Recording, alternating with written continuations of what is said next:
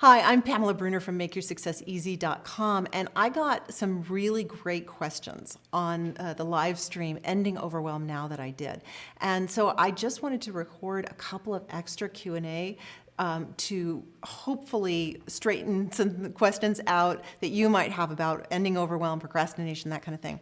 So one question that I got was, what's the difference between overwhelm and procrastination, and how are they related? And that's a great question. I realized I didn't say that. So overwhelm, remember, is the mistaken feeling that everything on your list has to be done at once. So here's how this relates to procrastination. If you think about having an entire to-do list of things and you're feeling overwhelmed by it, generally what's going to happen is that you'll either be completely shut down and walk away from the list, or you're reaching for some comfort. So you're going to reach for the items on that list that are easy for you. Now the problem with that is that they may not be items that really support you in making money and building your business. They're going to be the comfortable items. So you need another way to sort through that list rather than just being overwhelmed and reaching for something that's comfortable. And we tend to procrastinate those things that are harder for us, which are often the really good business building activities. So when you feel overwhelmed, you're much more likely to procrastinate choosing the wrong tasks. Great question. Another question is, I often get in the flow while I'm working and then I forget time and miss appointments. What can I do? I don't want to get out of the flow. Here's the thing about that, and it's a great question, especially for creatives, artists, authors. I really understand. So here's the thing. You can choose how to arrange your life. Because some people, want to work in 30-minute blocks. Some people want to work in I want 4 hours to work on this.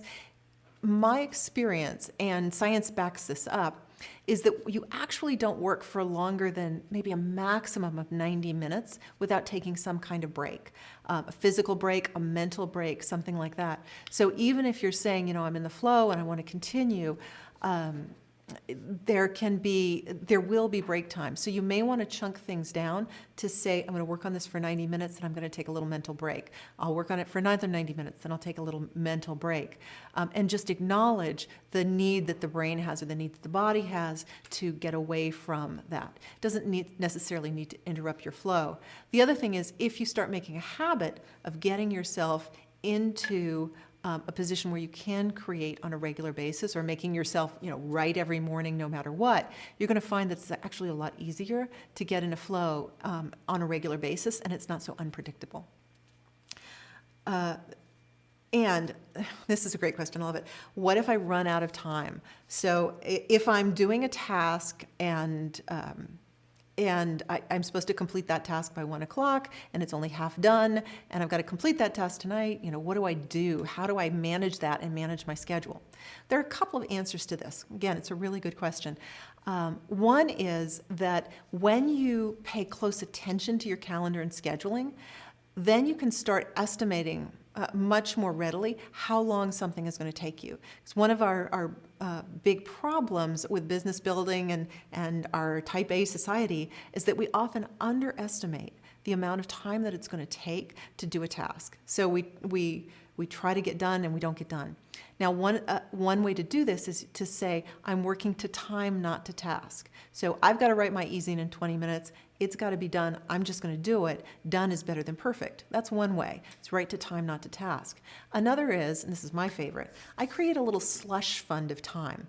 So at the end of almost every day, I have a little bit of extra time that I don't schedule appointments in. Now, if I've got everything done, that's time I can spend doing anything I want. I can read a book, I can browse the web, I can go for a walk, whatever. But if anything ran over, I can use that slush time to finish my tasks. I also like to put a little slush time on Friday so I can clear my week before I go into the weekend. So slush time is it's a favorite concept that I use. You can use that. You can work to time rather than task. Get a little more used to done is better than perfect. You can start setting an alarm for yourself so you become aware of the passage of time as you're working and keep yourself from running over. If everything that you have to do is just, I have to write this email, then I have to write this blog post, then I have to, so you're the only person who's keeping you accountable for your time and you have no appointments, I would probably set an alarm so you become aware of the passage of time. All right? Great questions, guys. I really appreciate them. I really hope that you are joining me in Productivity and Profit. You can go to productivityandprofit.com and find out all about the 5-module program that is designed to help you streamline your business, get a whole lot more done in a whole lot less time, strategies and mindset. I hope to see you there.